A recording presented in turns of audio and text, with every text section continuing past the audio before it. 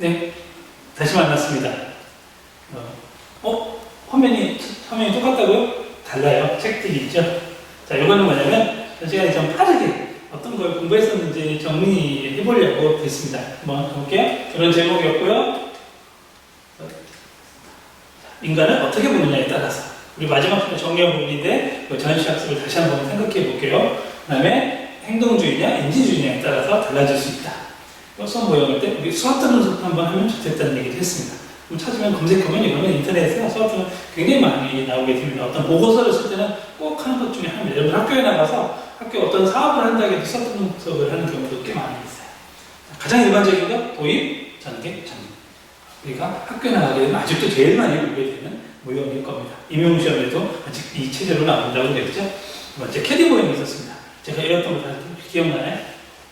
제가 학부 다닐 때도 했던 거. 개지나 지설 평가 좀 해달라 그렇게 했던 거 필요 없죠. 여러분들은 저만 기억해도 괜찮습니다.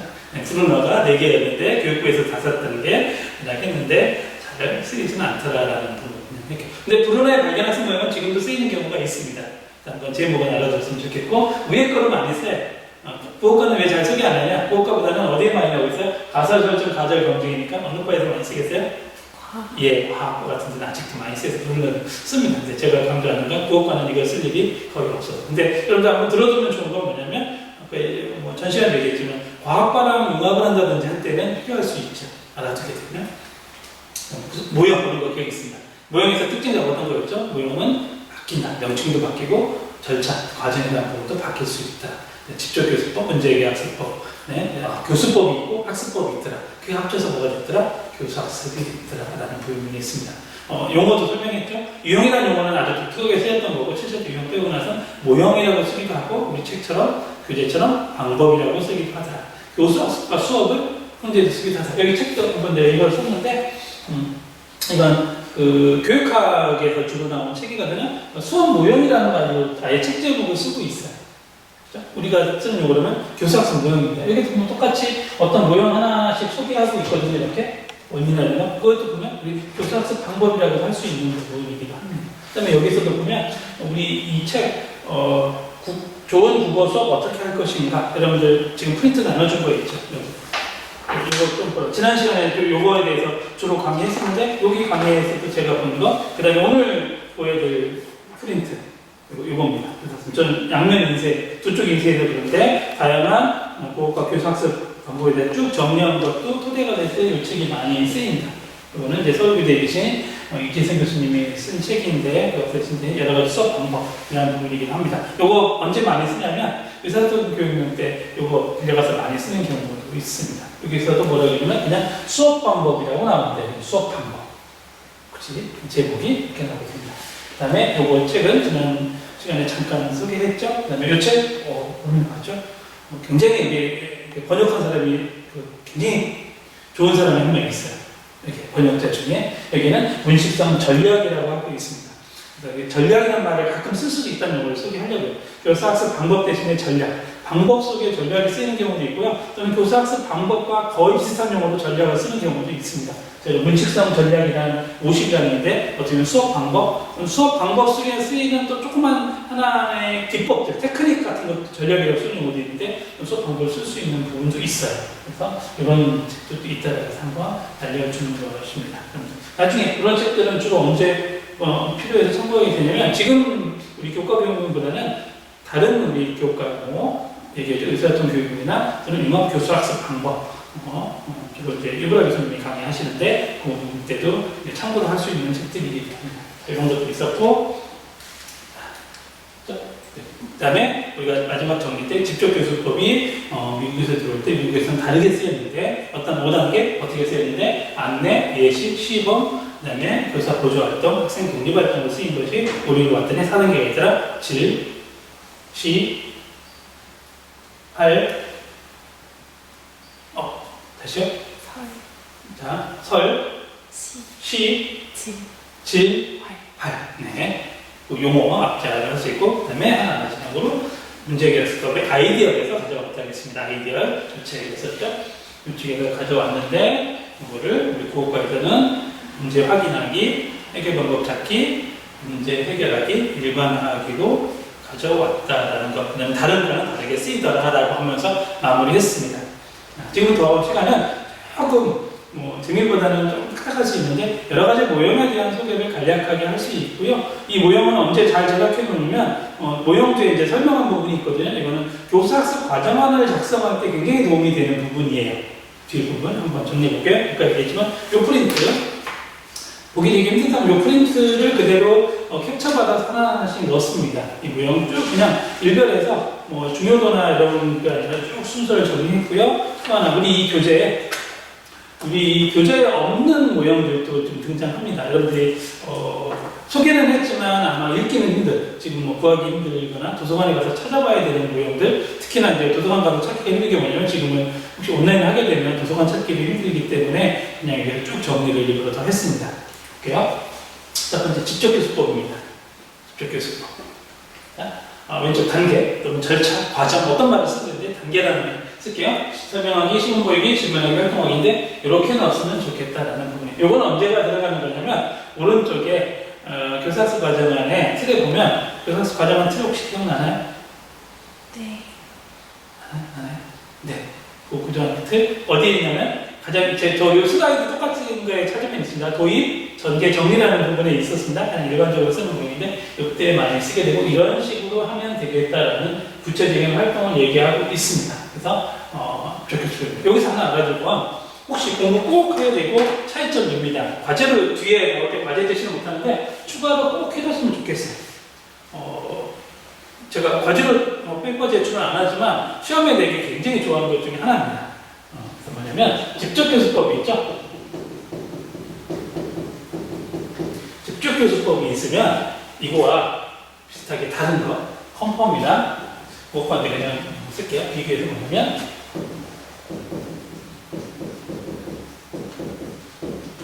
현시적 교수 모형 또는 현시적 교수법이 있거든요. 이거와 똑같다고 생각하는 사람이 똑같지 않거든요. 이거 차이점이 뭔지를 한번 꼭 찾아보면 좋겠습니다.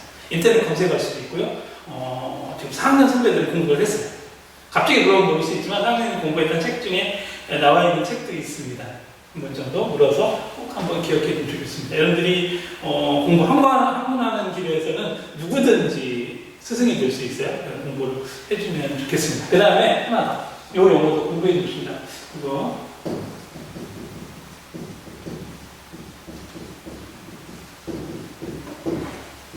이건 다른 거거든요. 교사학습 모형이라기보다는 어떤 우리가 교섭했을 때 이렇게 절차나 이런 걸 설명하는 것 중에 책임에 대한 모형인데 이것도 한번 검색해 주면 좋습니다. 여러분들이 한번 찾아서 어느 정도 검색해야 되느냐 이거와 이거를 두 개를 검색해서 A4 한쪽 정도 정리된다는 분량으로 한번 찾아서 정리해주고 여러분들이 그걸 파일로 국어 교과 교육론이라는 폴더에 저장을 해주면 좋겠습니다. 이 말은 굉장히 자주 쓰이게 돼요. 이 부분에 대한 거는 우리가 등말이라든지 읽기 학습 우리가 2부 있었죠? 챕터를 바꾸게 되면 다시 한번 또 확인하도록 하고 거기서도 또 등장하는 부분입니다. 책임이양 모형 같은 경우 책임이양이라는 부분 한번 기억해 주면 좋겠습니다. 이게 직접교수법 많이 다뤘으니까 넘어갈게요. 두 번째는 문제 해결 학습입니다. 문제 해결 학습, 확인, 문제 해결 방법 찾기, 문제 해결하기, 일반하기였다. 그래서 학습자 중심이라는 말 굉장히 나오게 되죠. 그렇죠? 그 다음에 문제 해결은 가설검증과 일반화. 가설검증이니까 아까 가설검증 비슷한 철학 나와 있었던 거 뭐였죠? B로 시작하는 단어. 브루너의 발견학습에 어느 정도 있습니다. 발견학습에 두고 있다라고 할 수도 있습니다. 언어적 활동이고 일반어를 어떻게 하면 좋을지에 대한 부분을 얘기해 드립니다. 이 부분도 있지만 이 부분은 나중에 여러분들 실제로 언제 많이 필요하냐면 3학년 돼서 진짜 아까 과정안 쓸 때 수업할 때 되게 많이 필요한 부분이긴 합니다.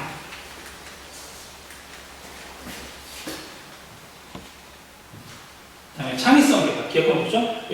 문제 발견하기, 아이디어 생성하기, 선택하기, 적용하기. 이 선택하기를 받겠다고 했죠. 처음에는 평가하기에서 선택이 바뀐 거 볼 수 있고 창의성은 요즘 많이 뜬다.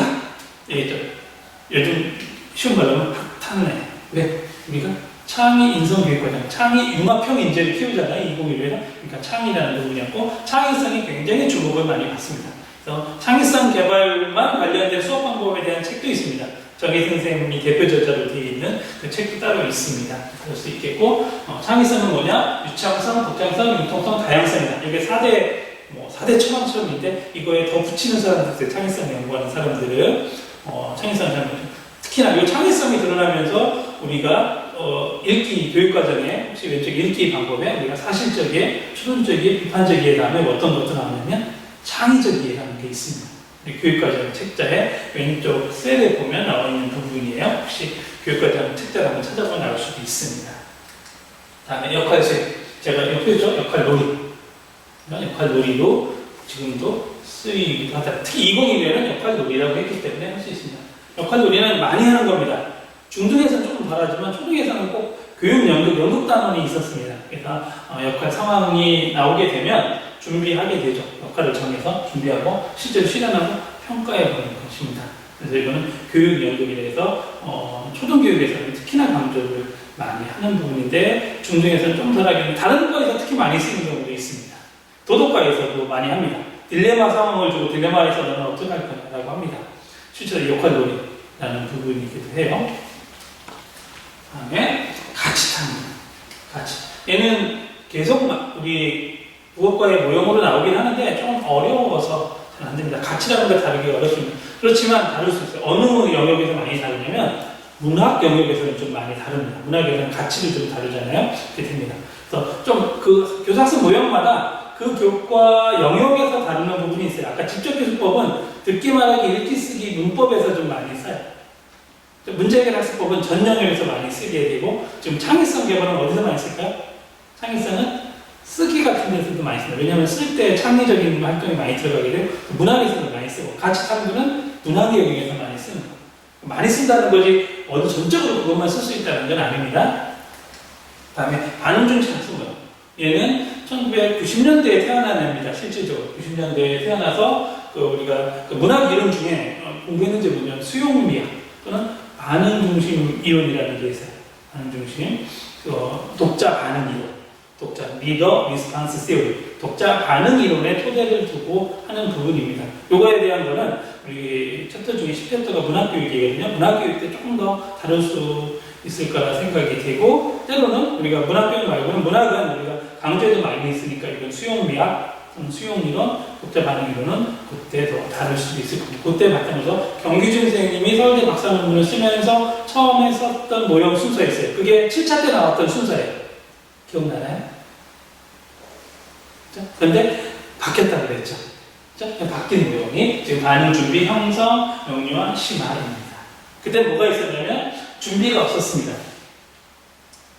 7차 때는 그러니까 경기준 박사님이 만들었을 때는 반응 형성, 명료와 심화 일반화였어요. 그런데 2007부터는 바꿨다는 거죠. 이거 바뀌게 된 배경은 반응이라는 것이 일반화라는 것이 어려울 수 있다. 내가 어떤 책을 읽고 나서 이런 반응이 있는데 이거를 적용하고 일반하기 쉽지 않다. 케이스 바이 케이스도 있다. 라는 부분이어서 그리고 반응을 하기 위해서 그냥 반응이 형성되는 워밍업 과정, 준비 과정이 조금 더 필요하다라는 면에서 그게 강조됐다고 합니다. 그러니까 바꾼 사람들의 얘기입니다. 문학교육을 전공하는 분들의 얘기를 들었던 겁니다. 저도 그분이 바꾼 건 아니어서 어느 순간에 바뀌어서 지금은 이것도 정착되어 있다라는 부분 하면 되고 문학교육에서 굉장히 많이 쓰이게 됩니다. 그리고 문학 수업을 한다. 우리가 시가 소설이든 수필이든 문학 수업을 한다. 어떤 모양 쓸지 잘 모르겠다.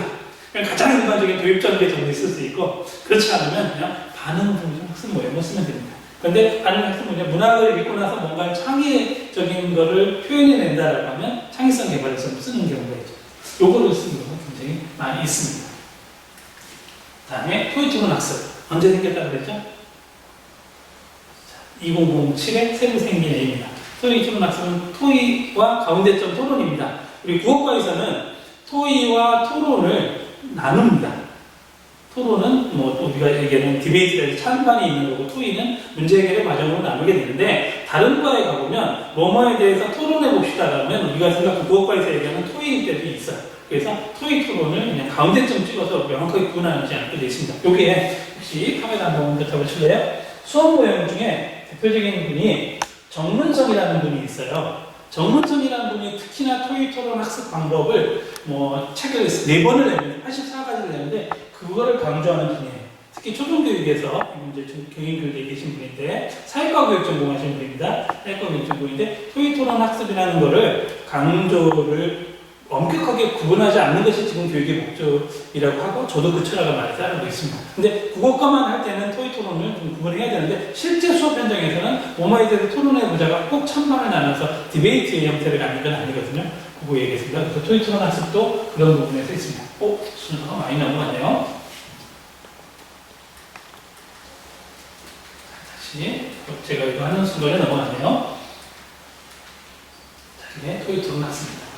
지금 제가 굉장히 중요하다고 아니지만 많이 쓰일 수는 있습니다. 일반적으로. 왜냐 지금은 토익 토론을 많이 시켜라. 왜냐면 협동학습, 학습자와 학습자 간의 상호작용을 많이 강조하던 시대이기 때문에 토익 토론 학습을 많이 쓰게 되고 일반적으로 많이 사용하는 모형이라고 할 수 있습니다. 어려운 절차는 없어요. 주제 확인하고 나서 토의하거나 토의 준비하고 토의하고 정리하면 토의 중심의 학습 모형이고 토론이라 그러면 주제 확인하고 토론 준비하고 토론하고 정리하면 토론 학습. 그냥 중간에 가운데점 찍어서 토의 토론 학습이라고 생각하면 됩니다. 전문가 학습, 직소 잘 안 다른다겠죠. 왜? 그것까지 잘 다루기 힘듭니다. 특히나 동질 집단, 우리가 학습 수준이 동질 집단일 때는 전문가 학습을 하기가 괜찮은데 이질 집단은 굉장히 쓰기 힘듭니다. 우리가 국립학교 대회했을 때 대부분 뭡니까? 이질 집단이죠. 격차가 많아서 모집단에 모이고 다시 전문가 집단에 갔다 모집단에 와서 다른 걸 설명해야 되는데 좀 어려운 점이 있습니다. 그래서 그냥 좀 알아만 두고 이런 제목이 있더라라는 부분이라고 하면 어떨까 싶습니다. 문법에서도 가능할 수도 있어요. 여러 가지 의문문의 의문 현상을 하나씩 공부해서 각 조회와 각 조사관들이 다시 모여서 그거를 각자 학생들이 설명해 주는 건데 아까 얘기했던 이치집단 잘 설명하지 못하는 애가 있으면 그 학습을 못할 수 있고 그냥 혼자 공부하는 게 낫지 않나라는 비판이 있을 수 있습니다. 혹시 이거에 대해 좀 더 궁금하면 지금 또 살짝 설명하고 나오는데 궁금한 사람은 따로 질문해 줘도 되겠습니다. 지식탐구 학습. 자, 문법은 암기 과목이고 재미없다라는 데서 출발했어요.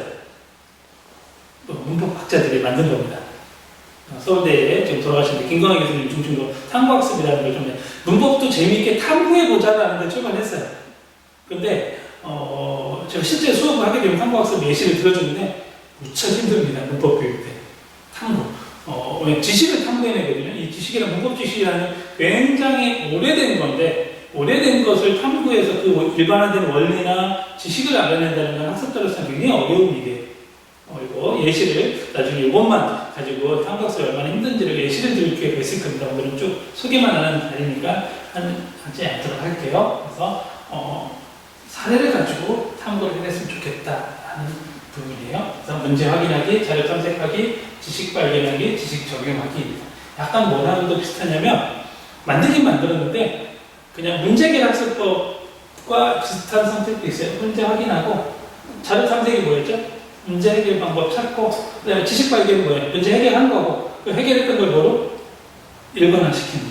그래서 이것이 새로 만들긴 했지만 지식이란 말을 썼지만 문제 해결 학습법으로도 대체할 수 있는 부분이 있어서 어떤 특징을 가진다라고 얘기하기 힘든 부분입니다. 어쨌든 근데 문법 하시는 분들은 요거 아까 영역별로 좀 다르다겠는데 영역에서 문법 영역을 수업할 때는 요 모형을 좀 많이 쓰는 경향이 있습니다. 그러니까 결국은 무슨 얘기냐면 지식을 찾는 거기 때문에 여러 사례를 통해서 일반화되는 걸 찾는 거야. 그러니까 우리가 논증 모형에서 얘기하는 거를 치는 거냐? 여러 가지 사례를 통해서 특별한 걸 통해서 일반화된 걸 찾는 거. 이게 모형이 뭐죠? 귀납법이죠. 귀납 논증의 형식을 가지고 있는 모형이라고 할 수 있습니다. 그 다음에 개념학습.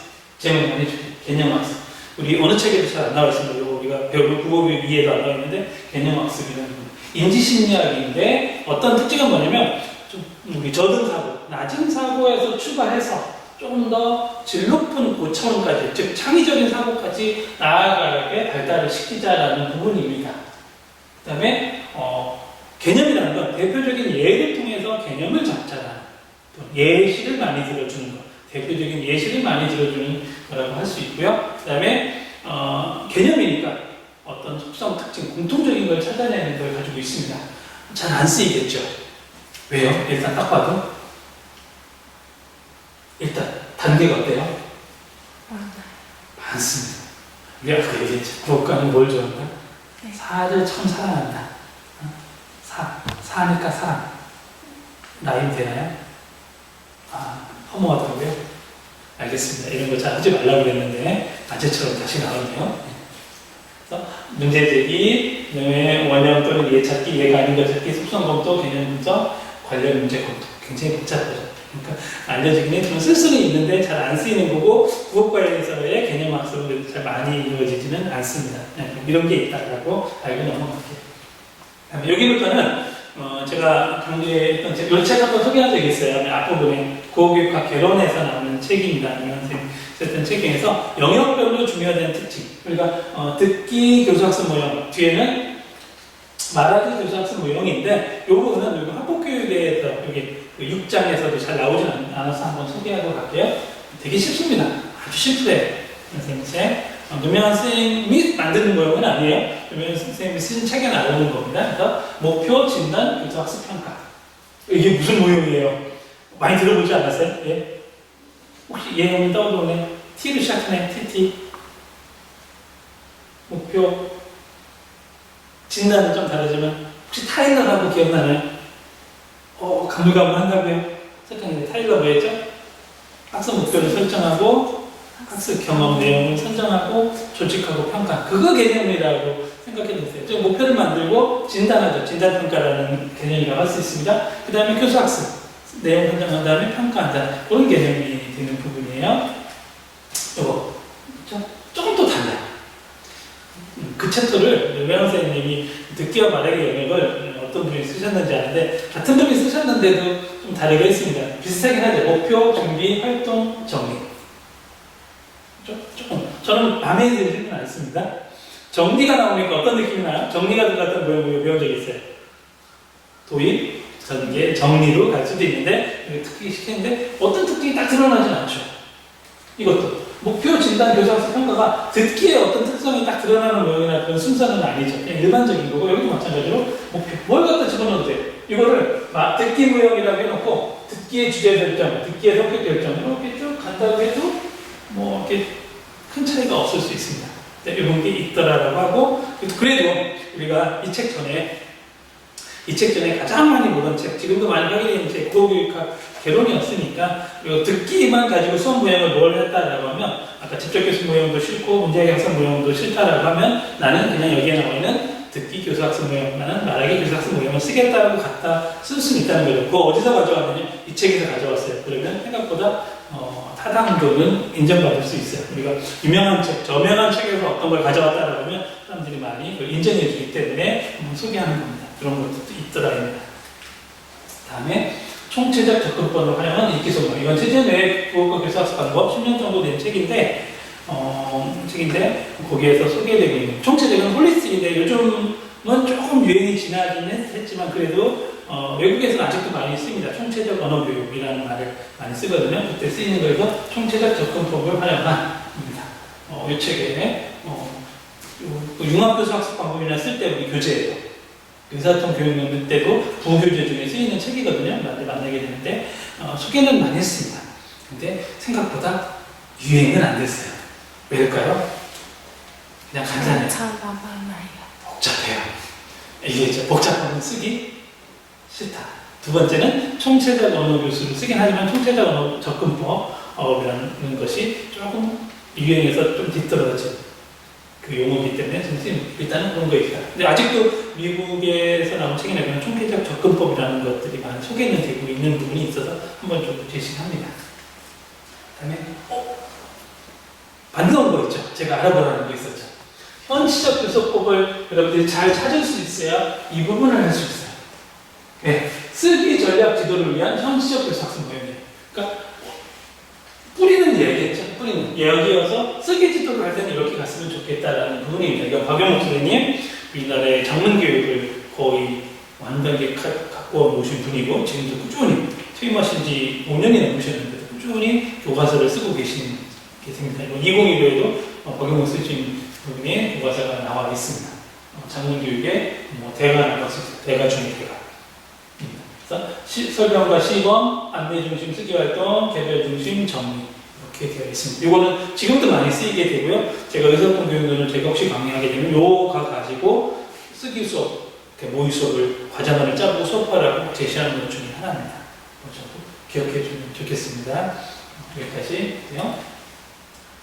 설명 중심 문법 교육. 이대규 선생님은 문법하신 분인데 이분은 4차 교육 과정에 되게 영향을 많이 미쳤던 분이에요. 4차 교육 과정은 어떤 거였는지 기억나나요?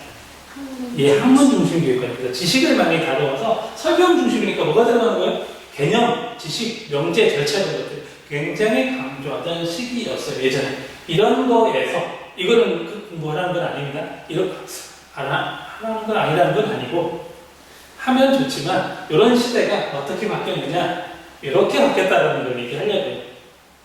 자, 다시 딱 들어드릴게요. 설명 중심 교수학습 설명이니까 교사의 설명이고 지식을 굉장히 많이 알려주겠다라는 부분이에요. 심지어 어떤 말까지 쓰이냐면 이거 굉장히 오래 했는데 쑥스러운데 한 아이돌 그룹에서 저장 이렇게 보기 싫다고요? 알겠어요. 저장한 것처럼 심지어 뭐라 했냐면 수업 내용을 저장이라는 것까지 썼다는 내용입니다. 지금 뭐 거의 이거를 모르는 사람들 대부분인데 이런 전통적인 거 하나 가져왔습니다. 아직도 웃고 있네요. 저장 있죠? 제가 좋아하는 건 아닙니다. 저는 여자 아이돌을 좋아하니까 이렇게 할게요. 이것도 안 되나요? 탐구 중심으로 왔다가 아까 잠깐 얘기했죠? 김광희 선생님 돌아가셨는데 탐구 중심, 가사 설정, 가사 검증, 결론 도출 조금 다르긴 하지만 이런 거를 먼저 해서 문법 교육을 뭐로 해야 된다? 탐구로 해야 된다. 그럼 아까 가사 검증, 가사 설정, 가사 검증 어디에서 좀 뿌리를 놓겠어요? 어떤 느낌도 들어요? 브루노의 발견학습. 그래서 우리가 발견학습. 그래서 발견학습은 아직도 쓰일 수 있고 저 이걸 바꿔서 그렇지 그냥 발견학습 모형으로 할 수도 있어요. 그런 부분이 있습니다. 근데 이것도 딱 봐도 알지만 벌써 92년이니까 약 30년이 지났죠? 그래서 절충식 탐구학습 모형이 많이 쓰이게 되는 부분입니다. 이거는 뭐냐면 이거는 절충식이라고 해서 이광 교수님 여러분들은 못 만나지만 우리 학교에 특강 오신 적도 있어요. 이광 교수님 지금도 문법교육에서 엄청난 대가로 작성하시는데 절충식 탐구 모형이라 이렇게 제시한 적도 있습니다. 문제제기, 가설 설정, 자료 분석 및 자료 수준 및 분석, 가설 검증 및 결론 도출이라고 해서 어떻게 해야 되냐, 교사가 몇 퍼센트 해야 되냐 해서 이렇게 제시한 부분도 있습니다. 근데 딱 봐도 쓰일 수는 있지만 좀 어때요? 주요 활동이나 이런 것들이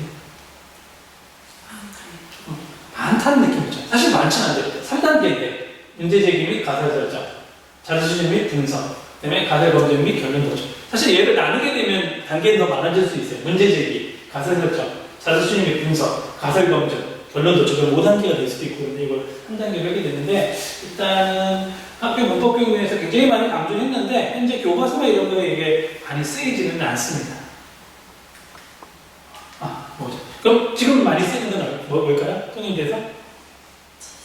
네, 지식탐구학습 모형으로 얘네들이 다 합쳐져서 지식탐구학습 모형으로 주로 쓰고 있습니다. 우리 역사라고 볼 수 있어요. 그러니까 설명 중심에서 김광희 선생님 거로 와서 그다음에 절충식으로 와서 지금 지식탐구학습 모형으로 어느 정도 그거로 통일하는 쪽으로 문법교육 하시는 분들이 많이 강조하고 있습니다. 그렇지만 다른 책, 여러분들 문법교육론이나 또는 학교 문법론 공부하다 보면 이런 것들을 보게 되는데 그거라고 보면 되겠습니다. 저도 문법교육 파트에서 강의를 하게 되면 다른 모형도 제시할 겁니다. 모형이 하나는 아니라는 건데 그냥 그 중에 하나 써라 그러면 그냥 우리가 대표적인 지식탐구 모형 우리 여기 국어교육의 책에 나오는 거를 좀 해주면 어떨까 싶습니다. 다음에 문학교육. 문학교육 가장 대표적인 거 혹시 기억나요? 없네. 뭐였죠? 반응 중심 학습법을 많이 쓰면 좋다고 그랬죠. 문학교육에서. 그 다음에 또 많이 쓸 수 있는 건 창의성 개발 이런 부분이 있었죠. 이거는 그 전 버전이라고 볼 수 있어요. 이것도 마찬가지로 아까 유명한 선생님 책에 나오는 건데 계획, 진단, 지도, 평가, 내면화. 어디서 많이 들어본 반갑지 않아요? 계획, 진단, 지도, 평가. 이거 생각해내면 좋은데 여러분들 필요 없다고 했는데 혹시 어느 거요? 캐디 혹시 기억나나요? 캐디. 네. 자, 앞에 보면 뭐였죠? 계획이나 지발, 평가 좀 해달라. 계획, 진단, 그 다음에 지니까 지도, 그다음에 지 발이니까 발달. 그다음에 평가. 그렇죠? 기억나요? 그거 비슷하게 약간 거기서 나왔다는 느낌이 들죠. 그렇게 만들었는지는 나도 잘 모르겠어요. 근데 그렇게 한번 기억해 주면 좋습니다.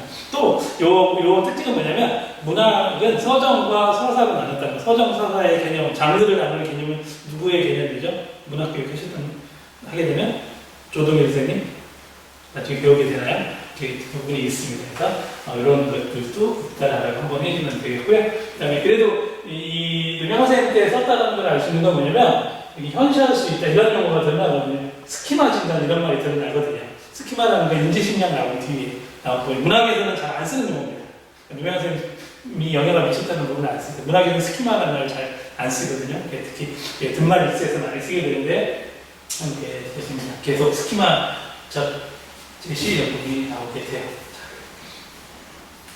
다음에 여기까지 됐죠? 요거는 그냥 알아두는 거, 요거 꼭 쓰라는 건 아니고 문학에서도 여러 번의 장치가 있더라. 우리 책에도 문학교수 학습 방법은 여러 개가 있는데 이거 대표적으로 반응 중심 학습 모형을 쓴다라는 것입니다. 그러니까 여러분들이 많으면 지금 왜 이렇게 많은 모형들을 소개하느냐? 우리가 어떤 요리를 할 때 많은 레시피를 알 수 있으면 다양하게 할 수 있어요. 학습자에 따라서 다양하게 만들 수 있어요. 내가 모형을 많이 알고 있다는 건 아이들과 학습 교실에 들어갔을 때 다양한 수업을 자유제재를 할 수 있다는 장점을 가지고 있습니다. 내가 연구할 수 있고. 그러니까 난 딱 하나밖에 할 수 없다. 그러면 아까 교사 상황, 교사, 학생, 과제 상황이 바뀌었을 때 하나만 쓸 수 있다는 건 너무 내가 비참해질 수 있을지 몰라요. 다양하면 지금 상황은 이렇게 되고 학습자 위주의 상황이다라고 하면 이 모형을 쓰면 훨씬 더 효율성이 있겠다. 효율성이라는 건 뭐냐? 교수학습의 효율성이라는 건 배움이에요. 학생들의 배움이 일어났을 때 교육이 완료가 되거든요. 학생들이 어떻게 하면 배움이 많이 일어날 수 있도록 할까라는 걸 고민하는 거죠.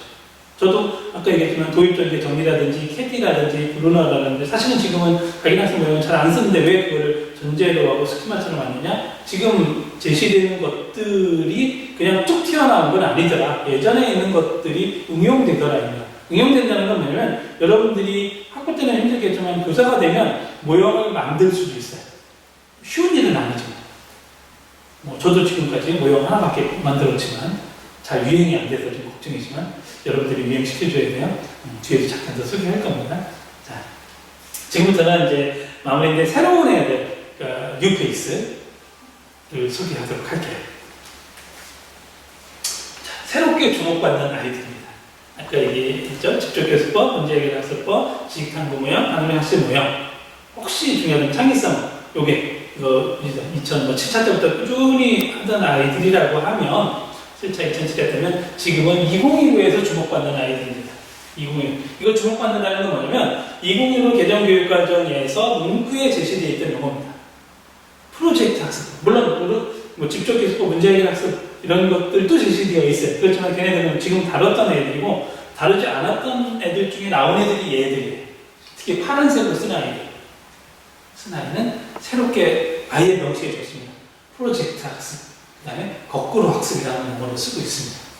자, 거꾸로 학습은 영어로는 플립러닝이거든요. 그래서 역전 학습이라고도 번역된 책들도 있고 그렇습니다. 지금은 그냥 특히 경기도 교육 중에서 거꾸로 학습이라는 용어를 쓴 뒤로 교육과정에서도 그냥 거꾸로 학습이라고 합니다. 요거 특징 같은 경우는 우리 책에도 나와 있으니까 봐주면 되고 그건 나중에 깊이 있게 다룰 때가 있을 겁니다. 요거 한번 꼭 기억해 줬으면 좋겠어요. 기억하라는 얘기는 이것처럼 써보라는 얘기가 됩니다. 한번 찾아본다고 생각하면 되고요. 그 다음에 PBL이라고 있습니다. PBL. 지금 저랑 계속 강의를 듣는다면 제가 2개 정도는 PBL을 하거든요. 그러니까 3학년 1학기 때 교재 및 연구법, 4학년 2학기 때 평가론 때 PBL을 다루게 되는데 PBL 학습법. 초중고에서도 PBL을 하려면 좋다고 합니다. 프로그램 베이스 러닝. 우리 하면 문제 중심 학습이라고 해요. 문제 중심 학습. 또 PBL이 있습니다. PBL. 프로젝트 베이스 러닝도 PBL.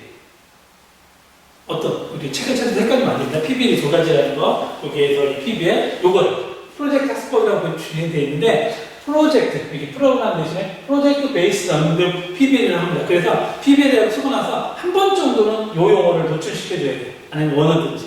이 PBL이 사람에 따라서는 프로젝트인지 문제중심 학습인지 그냥 우리가 프로젝트에 대한 별도로 썼기 때문에 저는 PBL을 여기서는 문제중심 학습을 얘기합니다. PBL 한 번 정도 기억해 주시면 공부 좋고요. 그 다음에 요즘은 PBL 하면서 나오게 되는데 TBL이라는 용어가 많이 있습니다. 팀 베이스 러닝. 이거는 팀 중심 학습이라고 번역하는 책도 있지만 지금 이 책을 내신 분이 팀 기반 학습이라는 책이 더 많이 알려져서 그 용어를 그대로 가졌습니다. 베이스는 똑같은데 팀 기반 학습이라고 합니다. 우리 학교에 와서 논술 특강도 해주신 적이 있거든요. 그 충남대학교 교육학부에 김수정 교수님이신가 팀 베이스 러닝을 굉장히 강조하고 다니시고 그렇게 됩니다. 우리 와서 우리 학교에 계신 교수님들을 대상으로 TBL 강의도 2번 정도 해주셨어요. TBL 좀 많이 씁니다. 팀 기반입니다. 즉 쉽게 얘기하면 조별활동이에요. 조별활동. 우리가 무임승차를 할 수 있는 조별활동이 아니라 무임승차를 하지 않고 효율적으로 할 수 있는 조별활동이 팀 베이스 러닝입니다. 그럼 당연히 PBL 하면 PBL은 조구성이 있고 조활동을 하거든요. 이게 같이 혼재돼 있어 쓰이기도 합니다. 독립적이기도 하지만 얘는 어떤 그 학습 목표를 이루기 위한, 내용을 이루기 위한 하나의 방식으로 쓰이는 경우도 있습니다. TBL 한번 기억해 주고요. 그 다음에 약간 주황색으로 썼죠? 주황색으로 썼는데, 백워드 설계 모형. 우리 교재에도 나옵니다. 백워드 설계 모형. 꼭 한번 기억해 주세요. 요거도 하고요. 그 다음에 24번은 제가 여러분들이 얼마든지 찾을 수 있다는 얘기예요. 우리 전 시간에도 얘기했었죠. 교수학습 모형은 뭐다? 생물이다, 살아있다. 어떤 모형은 새로 태어날 수도 있다. 여러분들이 2015 교육형 교육과정을 배우지만 여기에 파란색을 쓴 거 말고 여러분들이 교사가 되시기에는 다른 교육과정을 받게 있을 거라 예상이 되는데 여러분은 다른 모형을 공부하고 있을 수 있습니다. 꾸준히 공부해 줘야 돼요. 교수학습 모형. 자, 학년도마다 이름도 바뀌게 되죠. 역할 놀이에서 역할 수행에서 다시 2015는 역할 놀이로 바뀌게 되고 절차도 바뀌게 되고 우리가 직접교수법을 알려면 국어과의 직접교수법이 아니라 원어를 알고 났더니 다른 과에서는 이렇게 쓸 수도 있겠구나. 왜 직접교수법은 국어과만 있는 건 아니거든요. 국어과에서 특히 소개하긴 하지만 영어과도 있고 또 수학에서 직접교수법 쓸 수 있어요. 시범 보이고 너 따라해봐 라고 할 수 있거든요. 그때는 5단계로 쓸 수 있다는 문제가 되겠습니다.